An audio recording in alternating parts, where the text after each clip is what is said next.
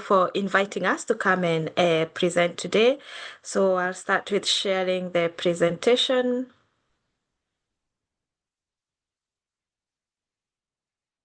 Oh, started with the last page.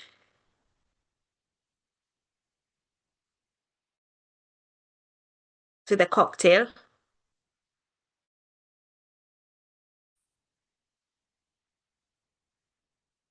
Yeah, quick preview. All right, so I was working on this project with Junjie, who is a lecturer in dementia and aging in design in University of Stirling, and he's going to speak to you at the end when I finish, and he can say anything that I have forgotten or misrepresented or anything he may want to add. So the project was exploring inequalities in stigma and design for people living with dementia in Kenya, and it was part of the Global Engagement Research Fund project. So the Global Engagement Research Fund was part of the Scottish Funding Council, and we got funding for 6 months from last year, October to March this year. It was £9,000 to try and form collaboration and networks with partners in lower income and middle income countries. So we had collaboration with the Alzheimer's and Dementia Organization Kenya, ADOC, and Dedan Kimathi University of Technology in Kenya. Part of also selecting them is I am from Kenya myself, and these are some of the networks that I had started forming during my time of getting to know what's happening in Kenya in terms of dementia. So it was also easier to go with already people who I knew and start developing those relationships much more professionally. So this is the team. So from Stirling, me and Junjie, Elizabeth Mutunga, who is the founder and director of Alzheimer's Dementia. And we've got Simon, who is a lecturer at Dedan Kimathi, teaching nursing and also mental health. And he's very much interested in looking at dementia and introducing dementia more into the curriculum. So when we look at dementia research, especially in lower middle income countries, we find that there is inequalities. There is a disconnect between the international research and the local realities. And we also find that from ADI Dementia Research Group, 66% of people living with dementia are in lower middle income countries. So part of this is really to try and increase research, and you find that there's no culturally grounded research that integrates the social culture and local tradition within the health system and policy development. So this means then the policy makers, they lack the culturally relevant data to act and also to support people living with dementia.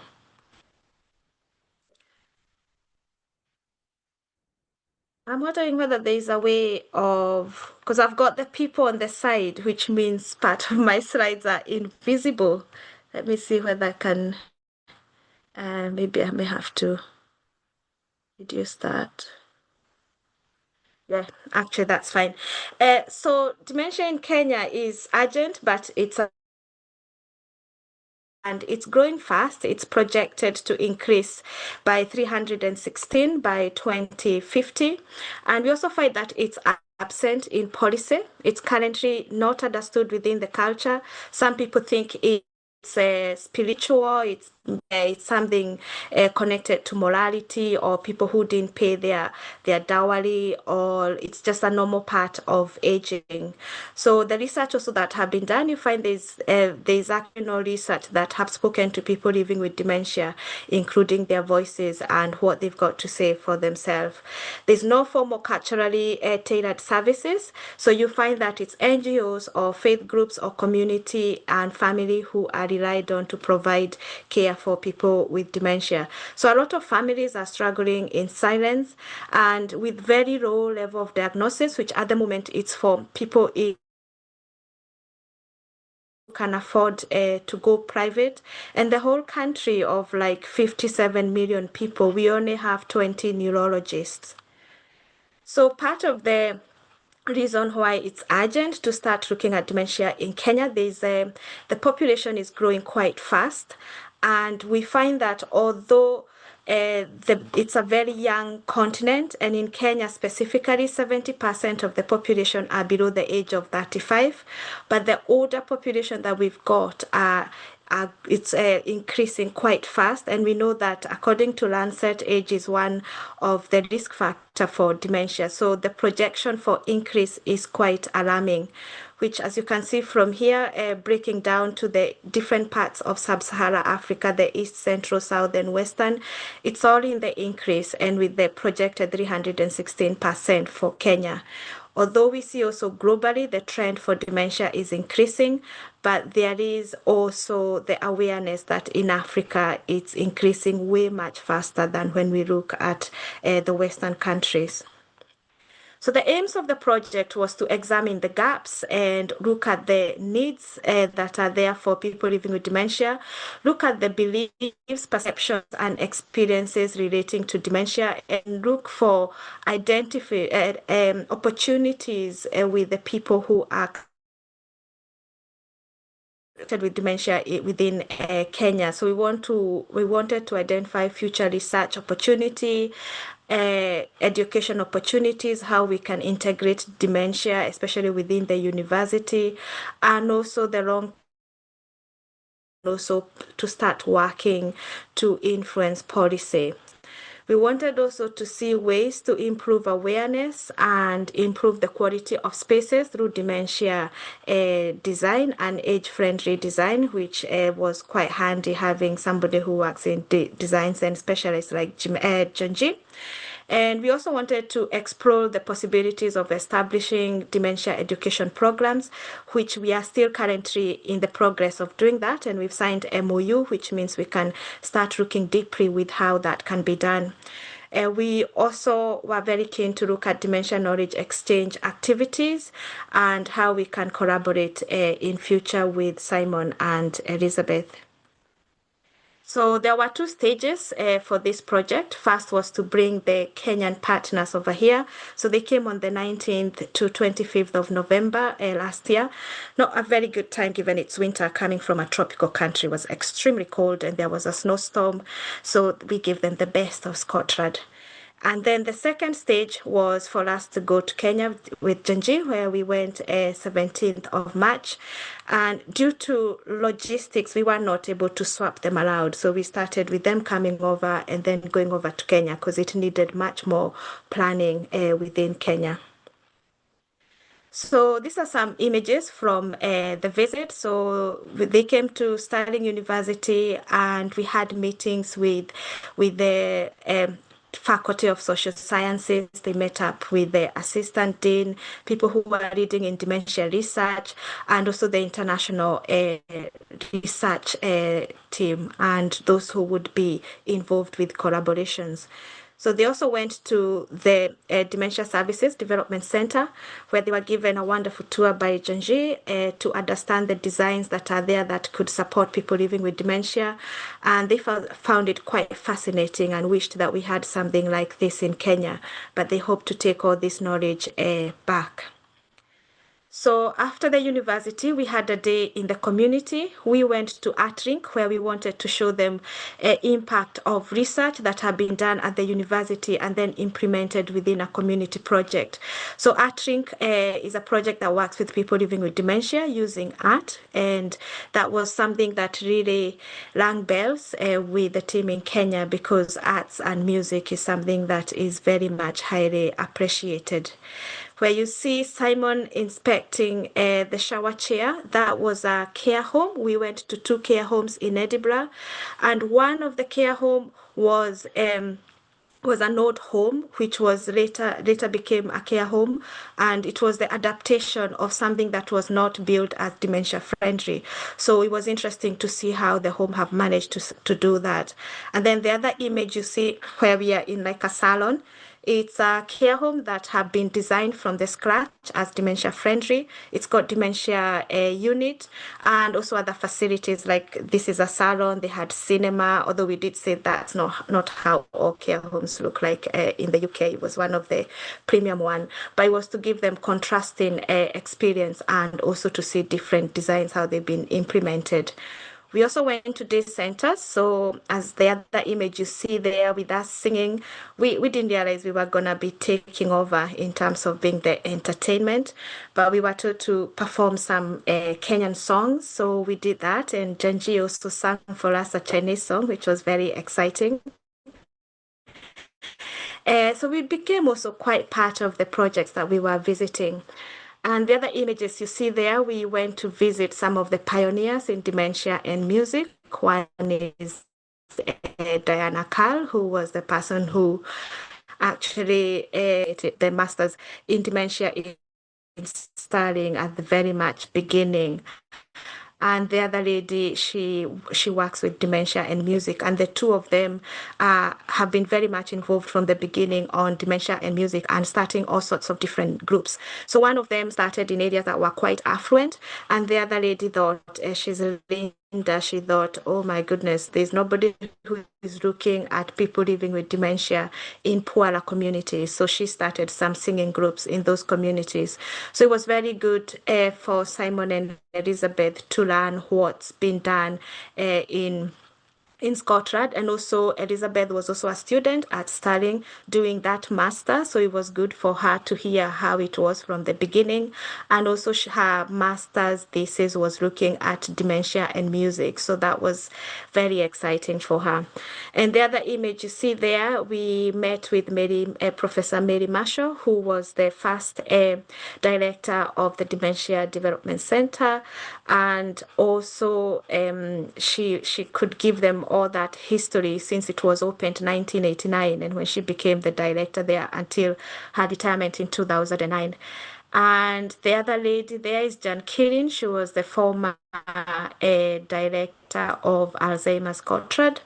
And the two of them, you can imagine the wealth of knowledge they had in about dementia in the 70s and 80s and 90s up to today, which was very good journey for Simon and Elizabeth to see where Kenya is and where it could be with some of the knowledge implemented. They also worked for Age UK, so they've been in the area for a long time.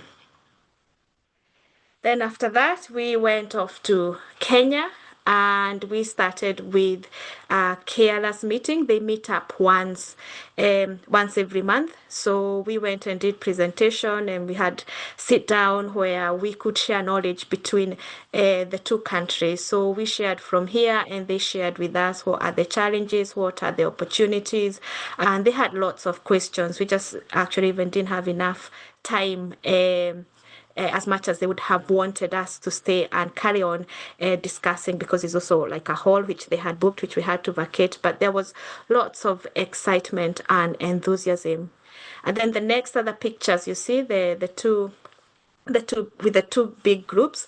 That was one of the main workshops we organized with people living with dementia, with carers, with NGOs, uh, with different stakeholders, people working in health, people working in arts, and being the expert for them to tell us what they know about dementia, what are the gaps, what are the challenges, what are the opportunities, and also to explore those research gaps that we could then start looking for grant to work together. So it was also so much buzzing with lots of information, lots of, they said just even creating the space to come together and speak to each other. They said that was already an impact of this project, even if we didn't carry on with working together. That just coming together was really encouraging for them. They got networks of who is doing what in Kenya, and also again they didn't feel the half day was enough. They just wanted to carry on chatting. And the other image there is the four of us after we had these meetings, just to sort of debrief. And continuing with the visits, we also went to care homes.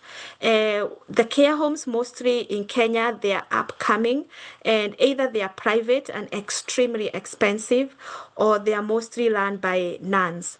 So the image you see there with nuns, that's a small home which is like for 33 nuns. And these are nuns who went to Africa as missionaries many years ago. So they're mostly in their 80s and 90s. Some are full of very traumatic stories of working in countries with war. And we looked at their designs, and Junjie was able to give them advice here and there, but they said they really needed more resources than they've got, but they're doing the best they've got within their current restrictions. We also went to another care home. Anybody who is destitute in Kenya, if you have no family, and if you are over the age of 65. And so they're called the Sisters of the Poor. So they very much focus on people who have no family and nobody else to support them. So again, it was looking at what are the challenges. They mostly survive on donation. So the church is very much, especially the Catholic Church, seem to be leading in dementia care. And also one of the image you see there is visiting another group of the nuns, where they've got aging nuns, and they're trying to find out how to best support them. They don't want to move them like in a care home, and they don't have resources to do like the nuns in the care home we went. So they are looking into how they can be supported within the small groups that they live in. So we are still in contact with them to try and see what's the best way to forward. They've got 100 and they're in 186 countries, so they are all over the world, but experiencing the same problem. But they have found they need to start resolving it now because they have less young people entering nunhood, and therefore they have less people to support them when they age. The other images you see there, we went to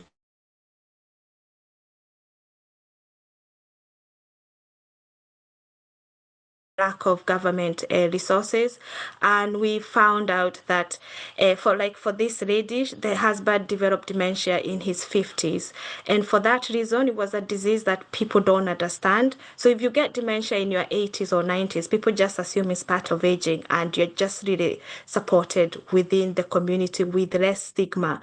But if you get dementia in your young age, like for him, they accuse the woman as to have bewitched the husband, and the family they ostracized them. This meant they were left with no resources. She had to stop working. And for that reason, it was again the church who stepped in, who are her main support, and then friends and any other family member, especially from the wife's side, who tries to support her. But all the family from the husband's side, they don't even speak to her because they see her as a witch. So trying to, so if you find yourself in this situation due to stigma and accusation of witchcraft, you find you're even in a worse position in supporting the person living with dementia. The other image you see there with Dikut, that is Dedan Kimathi University, where we went to give a lecture in dementia, friendly communities and dementia design, and met up with the heads of the universities, the vice chancellors, the dean, to again discuss the opportunities that are there and how we can work together between Dedan Kimathi and Stirling University. So some of the findings, looking at the challenges, barriers, and gaps, we found that they were very, yes, so dementia is not very well known, and the symptoms, there are still those cultural myths and beliefs and misconception, which then lead to isolation for people living with dementia, like that story I've just shared. And also the diagnosis is very limited. There is no dementia is not also much acknowledged within the healthcare, because even the professionals, they don't know much about dementia. There's also the lack of affordable healthcare services. So you find it's mostly people who are not trained who support people living with dementia, where people employ home helps. And then you find it's still very much invisible in policy and also within even health policy itself. So there's also very retro when it comes to supportive designs for dementia, and within also the public spaces. there's there's very little when it comes to education and training is still very much underdeveloped, and also the socioeconomic and health disparities are still very huge. So there's need for national dementia strategy and policy to start really bringing dementia to the front line, so that at least we can start looking at designing services. So some of the recommendation is research investment and collaboration widely in all areas of dementia, having public health initiative to encourage community-based education program and training, and also having culturally sensitive education materials which are translated in local languages so that they are accessible even to the villages and to people who speak different languages, which is not if it's not English. So also train the healthcare professionals and community health workers, who a lot of them, they really have no much knowledge or experience about dementia. There's also looking into ways of providing respite care for caregivers. Most of the caregivers we spoke to, they spoke about the stress and the lack of support, and also the lack of financial assistance and resources for families who are affected. There's also no guidance for dementia-friendly housing and also in public spaces, and the need for assistive technology and environmental modification, and also to develop a national strategy to promote dementia care and support, and also start a center for excellence at Dedan Kimathi University is one of the things that they are very keen on. So you may be wondering about this strange looking clock. So this is just to highlight some of the importance why it's good to have a culturally grounded research. So when we look at dementia tools, most of them are getting transferred from the West, and sometimes they lack that cultural language. So the clocks you see here, the first clock is the one everybody is aware of, and that's the clock we also have in Kenya. But it means using that clock is extremely confusing for us, because the way we tell the clock is according to the second clock. So the second clock is our day starts 6 in the morning and it ends. So it's about sunrise and sunset. So well, if you look at the West, that is changeable. So it's with the whole idea of the time or the day starting in the middle of the night, which is midnight, is extremely confusing. And we find a lot of people miss those flights, including myself, that leave about past midnight. And it's because we also don't use the 24-hour clock. So this is a small example, because we find like when it comes to dementia assessment, sometimes people are asked to tell the time. And if you're giving like an older person in Kenya a clock to read, and they never went to school where they were taught the Western clock, it would be very difficult for them, and they might actually not know the answer, not because they don't know the time or they can't tell the time, just because it's a very different way of telling time. So I showed this to Junjie, and I was just showing it as a joke, but as a designer he realized, oh my God, this is a very good way to try and illustrate the cultural differences from different community to the next. So we saw gaps and barriers and challenges, but we also saw increasing interest, demands, and opportunities in dementia research, education training, and also innovation and policy. So addressing these challenges of dementia in Kenya is going to require a comprehensive and collaborative approach, which was the most important aspect of this project, to build those collaboration. So it wasn't all work. As you can see, we were there for a bit longer than the other team came over here. So we visited my family. Those are my older relatives, to see how they live. When we took them like hats to warm up their head, they were very excited about that. And also for learning about different culture, eating different food, learning the geography of the country, and also seeing lots of different wildlife and dancing. So these are some of the images for post all the work. As you can see, Junjie there feeding one of his newfound pet, and we were crossing the equator there to go to the university. So we were in Nairobi, and the university is in another county called Nyeri. We also went to Olpajeta, where we found these wonderful animals. As you can see, there's a rhino there with a bird hitchhiking. And you've got to be mindful because that bird looks like it does pick the ticks from the rhino, but also sometimes some of the birds they actually suck blood. So it's not always a symbiosis relationship as we may believe. So it's actually it can be either way. So I'm still trying to shake off some of that weight with all the food. We were very well fed, and I think also Junjie enjoyed all the different cultural food that we had, and also dancing and music is very, very important in my culture. And when people go there, whether as tourists or as researchers, as we went, it's always quite good to throw yourself into whatever the culture is asking of you. And Junjie was very good at doing that, as you'll see in the next one, where he got picked up to be one of the dancers, and he did a great job. Yes, it is.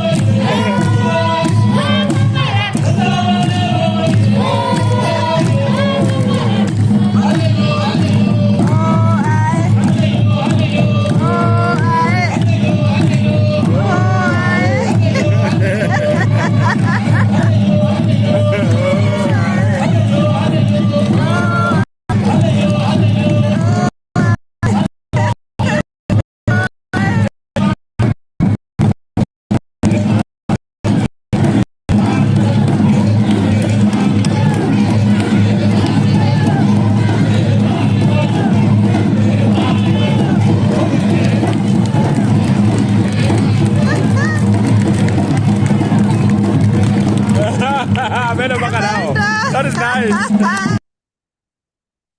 Yeah, so that's Junji showing us his dancing skill, which was very exciting, as you can hear me and my brother-in-law just laughing.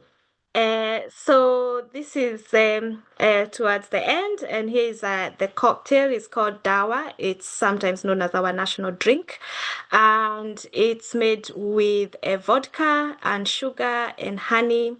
And then you've got the Dawa stick, which is just a stick to like a madra, so that you can be maddering the honey, which sometimes it's not always melted. So if you're ever in Kenya, you can try out that cocktail, but you can also make it at home. While you were there, Junji discovered his favorite drink, which was amarula. Amarula is like a Baileys, but much more creamier. It's from amarula fruits, which grow in South Africa. So I did check whether there is a cocktail, and I found this pink elephant cocktail, which actually is quite appropriate given that even the symbol there it's elephant, but also elephant really loves the amarula fruit. So the link I've put there for YouTube is when the elephant shakes the tree and all the fruits fall on the ground, and you get all the different animals, they come and feast on the amarula fruits, and they do start fermenting in their belly. So if you've never seen drunk animals, go and watch that video. You'll see them staggering back home and looking like they're dancing, especially the giraffe. And what happens is the next day they wake up with a massive hangover, or wondering what's that African party we were in. So you can find it in Tesco's and also big supermarkets. So I would highly recommend trying out the dawa and also the amarula. And if you can click, I mean, if you can't find that link, just search animals drunk on amarula fruit, and it will come up on YouTube. So asante sana. Thank you so much for listening. So asante is a Swahili word. You may have heard more Swahili word from Lion King, like Hakuna Matata and Simba. All those are Swahili. So thank you so much, and I will invite Junjie now to add anything else he want to add. Thanks, Mary. I think that's very, very informative and very comprehensive, everything. Thank you very much for talking through the project. I did really enjoy the working together with Kenyan colleagues. no matter whether they came over to Scotland and did the visit to us, we went to different communities, facilities, and learn from each other. Or we went there in Kenya to learn real live experience of people with dementia and really collect some very useful data and information on the ground. I think the experience just made me feel so so happy, and that's like somebody said, it could be my new career in just working a lot, connect with Kenya, working a lot in Kenya. Some of the things that I observe is that definitely the gaps in Kenya is huge, but also we need to also be very careful that we are decolonizing the things that we are doing in other countries when we try to deliver some course or some knowledge exchange locally in another place. We need to be very careful of the cultural differences, and we need to understand the background and understand what we need to be very careful and cautious of those differences. So we are not just copy what we are doing in, for example, in Scotland, and then just copy that in Kenya. So I just want to highlight that part. Yeah, thank you very much, Mary. Yeah, that's from me. Okay, thank you very much. So we'll give it back to Lisa, and we can open up for discussions and questions. Thank you. Thank you, Junjie. Yeah, that was great, guys. I'm just going to stop the recording there.